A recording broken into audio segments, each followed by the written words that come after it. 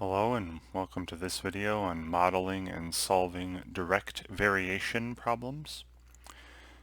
In this video I have just one example with multiple parts in which one quantity varies directly with another quantity, or one quantity is directly proportional to another quantity, and I'll explain what that means, and we'll use that concept of direct variation or direct proportionality to solve the problem and answer the questions. So let me begin. So this example I'm working with here, I have the cost of gas, which is represented by the variable C, varies directly. All right, so like I said, we'll talk about what this means. All right, varies directly with, or is directly proportional to, the number of gallons of gas pumped, which is represented by the variable G. Alright, suppose that the cost of pumping 8 gallons of gas is $22. Alright, and then I'll read part A, and then we'll come back to it after I talk about what it means for one quantity to vary directly with another quantity, or be directly proportional to another quantity. So part A is find a function that relates the cost of gas, C, to the number of gallons of gas pumped, G. Okay. So this direct variation, let's talk about it.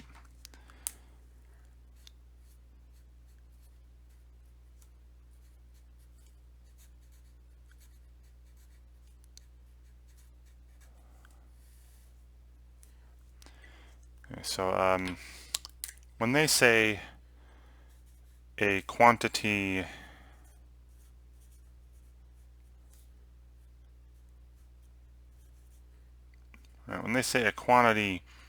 say I'll just use capital A to represent some quantity, right? Like my cost of gas C here.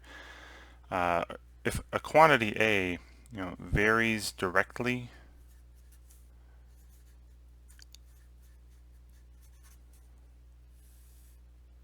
with a quantity B,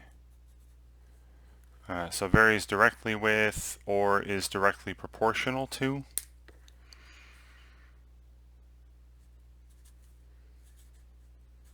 might see it written out this way as well.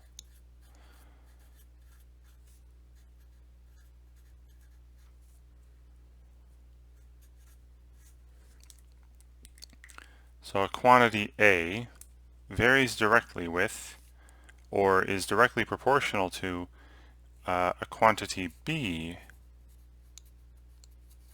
let's call it capital B.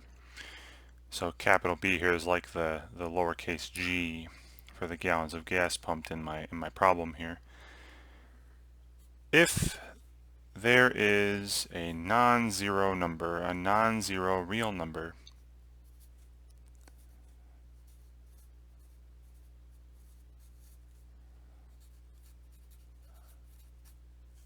and we'll call this number K. Alright, this is just most texts we'll call this number K. If there's a non-zero number K such that the value of A is equal to this number K multiplied by the value of B. All right.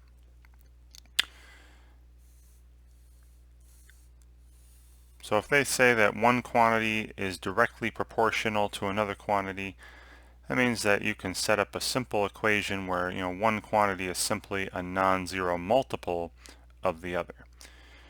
All right. Yeah, and the whole thing about direct variation too, when they say varies directly. So an example here would be if I had an equation y equals 3 times x. This would mean that y is directly proportional to x, right? I can write y as some constant, some number k times x. And this number k has a special name. All right, this k is called the constant of proportionality.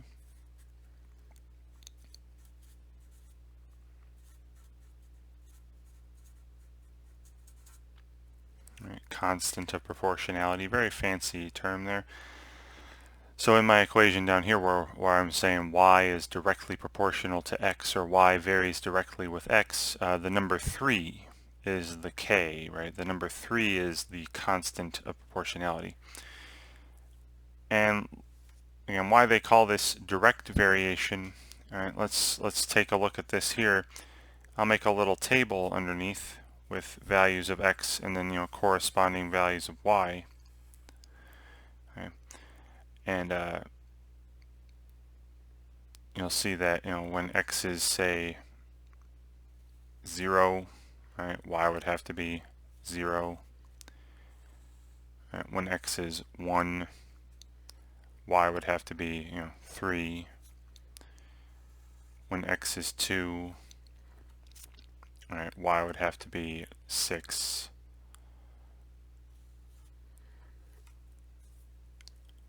All right, and so on, right? And I could plug in other numbers besides whole numbers here. You could plug in other integers, negative numbers, positive fractions, negative fractions. But what we're seeing here is that we have direct proportionality. That means if the value of one increases, so does the value of the other, right?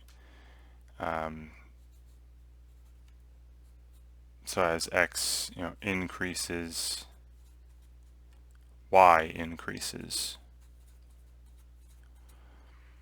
You could also say the other way around, as x decreases, y decreases, but they're directly related. They have the same thing happening to them.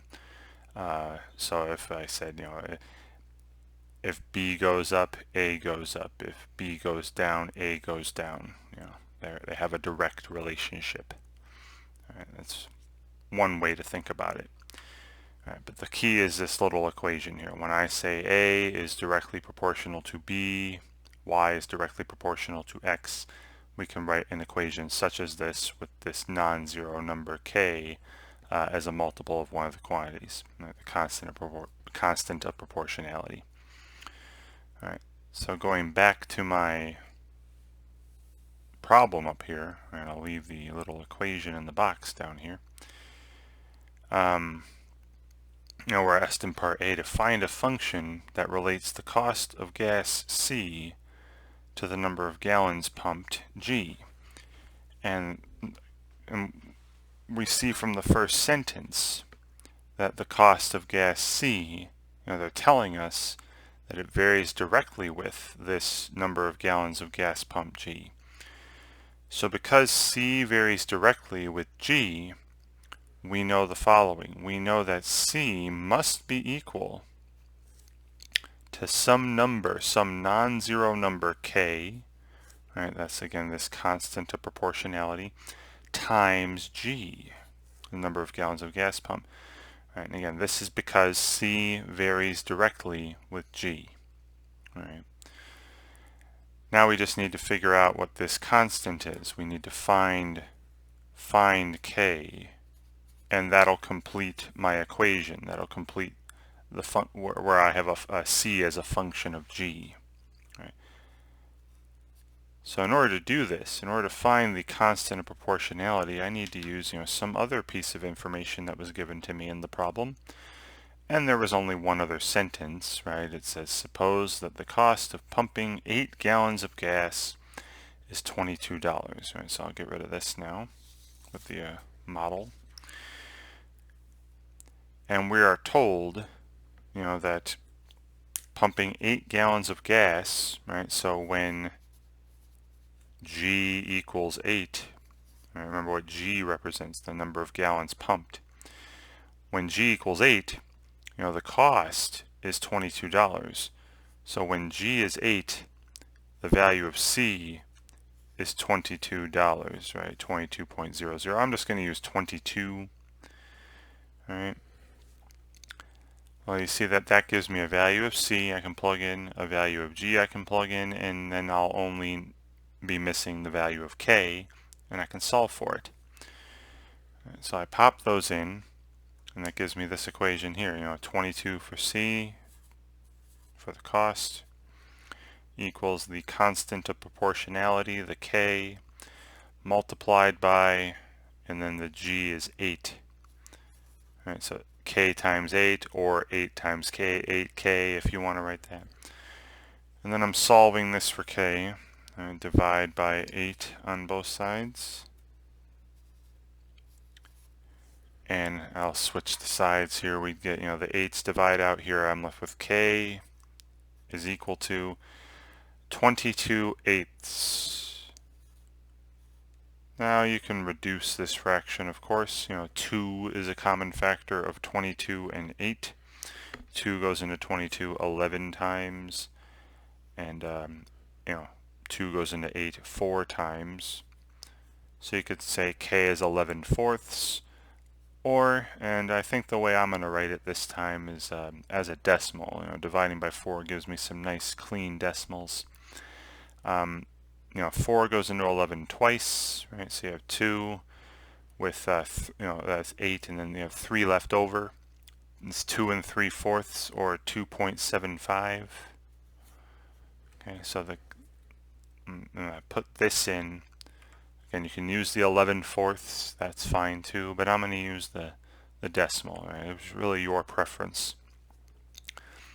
So I'm going to pop this back in to my equation. So the final equation that we're looking for is C equals, the constant of proportionality, 2.75 times G.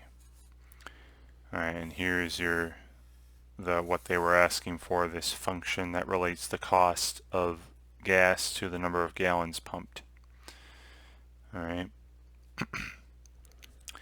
Okay, and then now you could also, if you want to write it in function notation,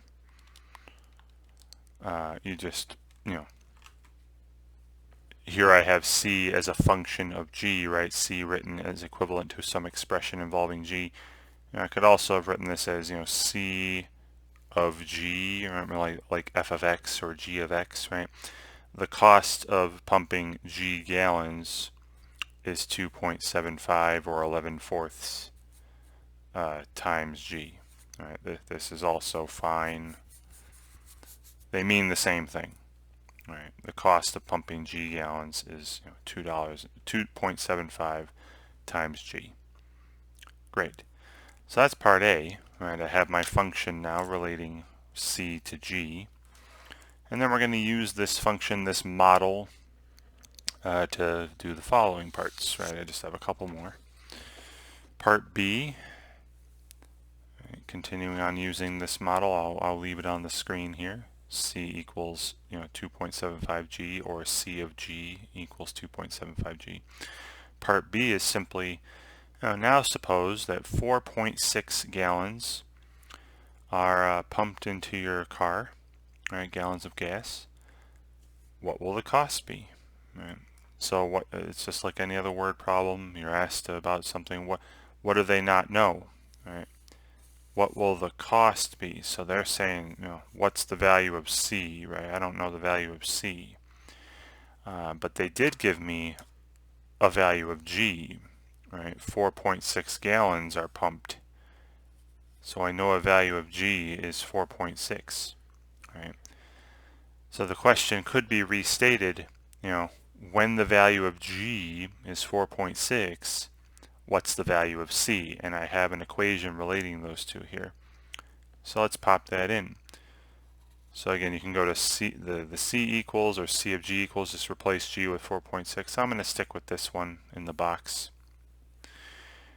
So the value of C I don't know, so C equals, and then the constant of proportionality, that K, that 2.75 times, and I'm replacing G with 4.6. Okay, so what is 2.75 times 4.6? And you can set up a long multiplication thing here. I'm just going to punch this in a calculator to make it quick. 2.75 times 4.6. This is 12.65. Okay, and you know, but again, I've mentioned this in other videos of mine. If you've been watching, whenever you have word problems, whenever units are involved, you should be answering your questions in complete sentences and have units on the numbers so that it gives them meaning. So this is great and everything, but it's not the answer to the question, right? It's just the solution of this equation. So the way I would answer this, right, I'll just do this off to the side here, is in a complete sentence. The cost will be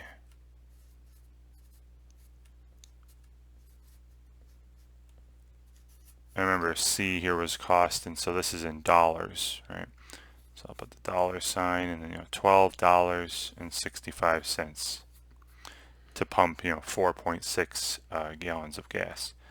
And there's a nice complete sentence, and numbers that I write have units on them, dollars, right? So that everything has meaning, makes sense with the problem. All right, great. Okay. Then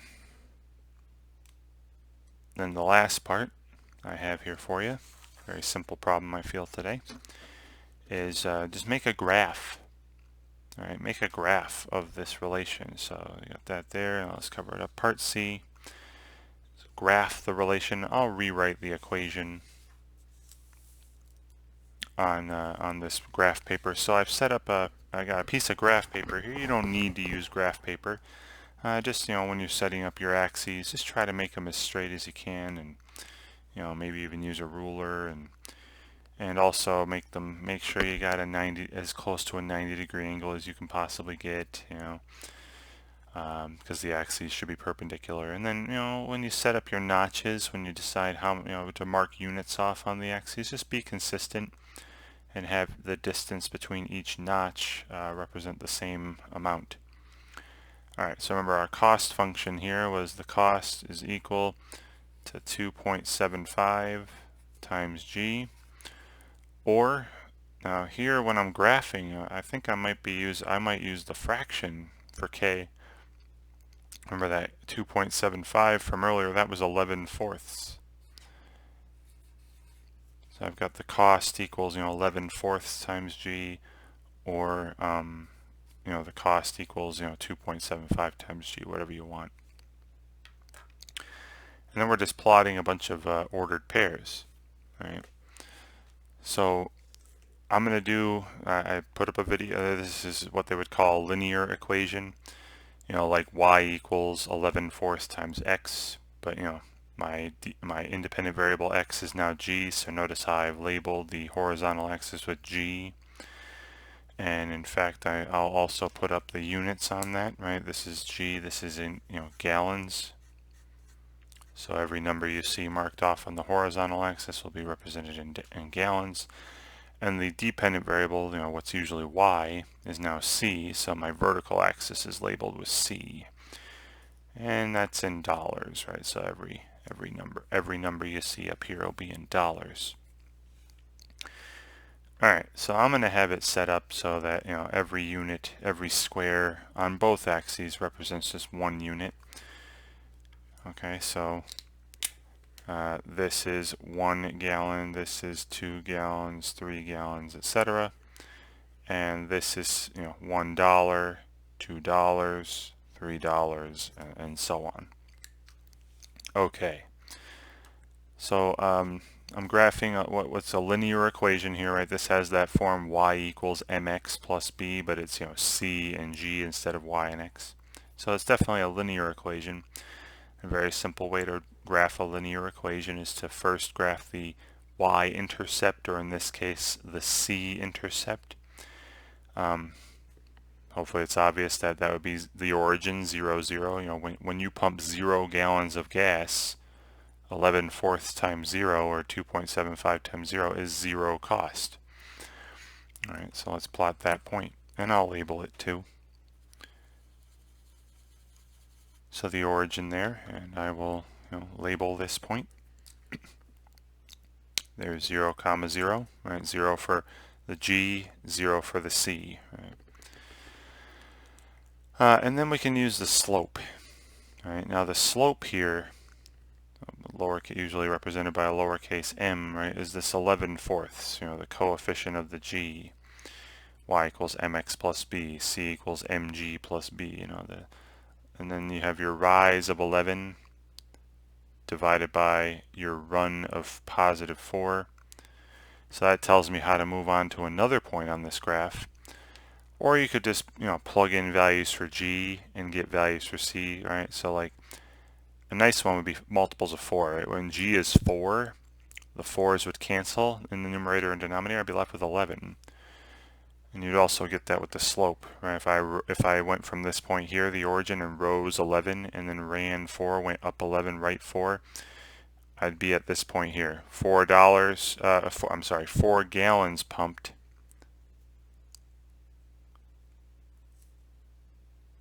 And it costs $11. Right, so we're at this location here. And again, I will label this point. Right, so 4 gallons pumped, comma, costs $11. We also saw from the problem, right, the actual problem itself, they told us that it costs $22 to pump 8 gallons. So if I went a little further, over to 8 gallons pumped, it would be up to $22. But I have 2 points here, right? There are 2 ordered pairs plotted, and I know it's a linear function. So I'm just going to graph the rest. Right? You only need 2 points to determine a line. So I'm going to line up the center of these dots here as best I can with my ruler, and there we go. All right, and it looks like it's going up that way forever. Now notice I did not draw the whole thing. I didn't draw this part in down here, to the left of the origin, just the stuff to the right of the origin and going up. The reason being is because you got to think about the problem. If I start drawing the line over here, that means there are negative gallons of gas being pumped. And what does that even mean? How do you pump negative gallons of gas? So it doesn't make any sense, right? The domain for this particular problem would be non-negative values of G, right? I can only pump 0 gallons or positive numbers of gallons. Great, so there's a nice little graph. And again, the point 822 should be on this line if you were to continue it. And then even from our last part, right?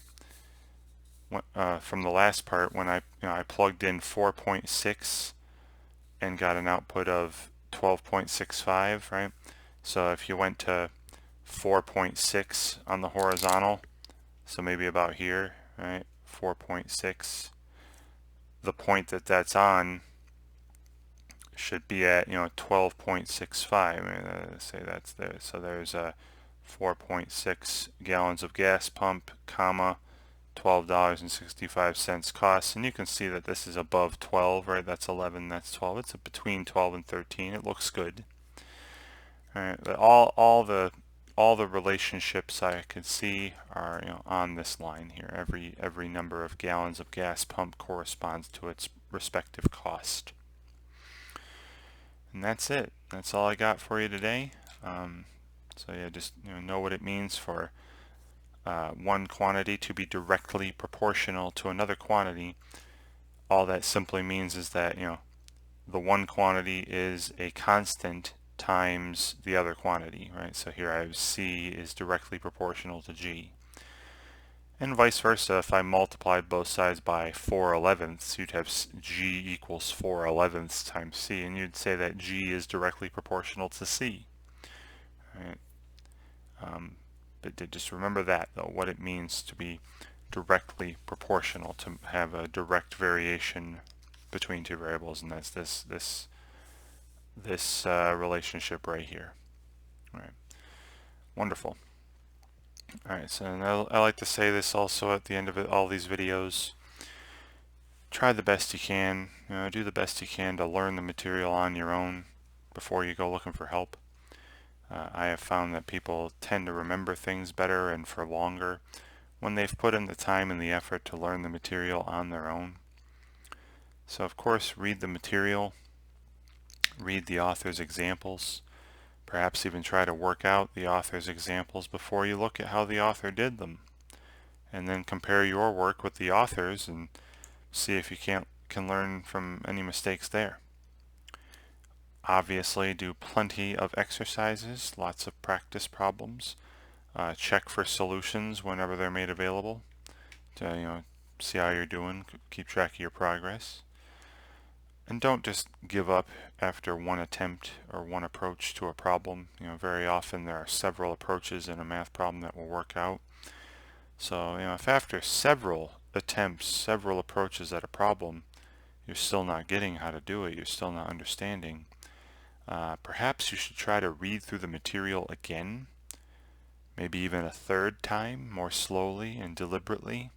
Take notes. Because if you've worked on some problems, you probably have a better understanding as to what the author is expecting of you, what the author wants from you. So then you know more what to look for when doing the reading. So reading through that second time or third time, you might, see some things that you didn't the first time. Things might click that didn't click the first time, and it'll make working on the problems that much easier. But if after that, after several read-throughs of the material and several attempts at problems, if you're still not getting it, then it's not a sign of weakness whatsoever to go out looking for help. That is what other people are there for. Ask a teacher, a tutor, a friend, someone who you know in the class that knows the material well and is willing to help. Look for supplemental materials online. There's loads of it out there on math. Look for videos online. There's loads of those too in math videos. Videos such as this one, or plenty of other ones out there that are better than this one, I assure you, and they're very easy to find. But just stay persistent. Keep at it, keep working, keep practicing. Don't give up. And I think the hardest part is to try to stay positive about the subject. If you go into something thinking you're going to hate it or that you've always hated it and it's going to be boring and fruitless, well, chances are you're going to continue to think that way as you work through it, and you won't get anywhere. It's amazing the difference a change in attitude or a change in mindset can make. So try to go in with an open mind, thinking, I'm going to read this today, I'm going to practice this today, and I'm going to learn something. I'm going to take something away from it, something good, something positive, something good for my life, my work, my school. And just try to be positive. I know it's easier said than done, but again, it is unbelievable the difference in a learning that it can make in a learning experience if you just have a little tweak in your attitude. So try to stay persistent, keep practicing, stay positive, don't give up, and I believe and I just know that you can do it. And thank you very much for watching.